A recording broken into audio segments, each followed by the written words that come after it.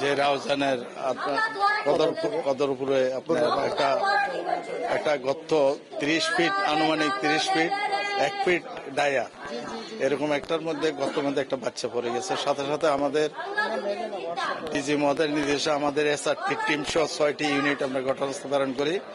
স্থানীয় পুলিশ প্রশাসন এবং আর্মি সহ সবাই ঘটনাস্থলে আসে এবং আমরা দীর্ঘ 8টা-10 মিনিটে দীর্ঘ টাইম আমরা রেস্কিউ কাজ করি।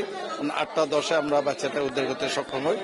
আমরা যেহেতু বাচ্চাটা গর্তের ভিতরে পানি ছিল, পরিবেশ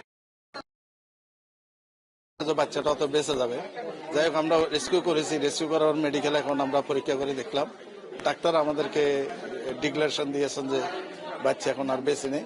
কিন্তু আমরা আমাদের এই রেস্কিউ টিম, ফায়ার এবং প্রশাসন, আর্মি সহ সবাই আন্তরিকভাবে অল্প সময়ের মধ্যে আমরা এই বাচ্চাটাকে উদ্ধার করতে সক্ষম হয়েছি। এটা হচ্ছে বড় কথা। 4টা 30-এ আমাদের ঘটনাটা আমরা রেসপন্স করি এবং 8টা 10-এ এই সময়ের মধ্যে আমাদের পুরা রেস্কিউটা করতে সক্ষম হয় আর কি। এরপরও তো আমরা মেডিকেলে নিয়ে আসছি। মেডিকেলে ডাক্তার পরীক্ষা করে বলেছেন যে ছেলেটা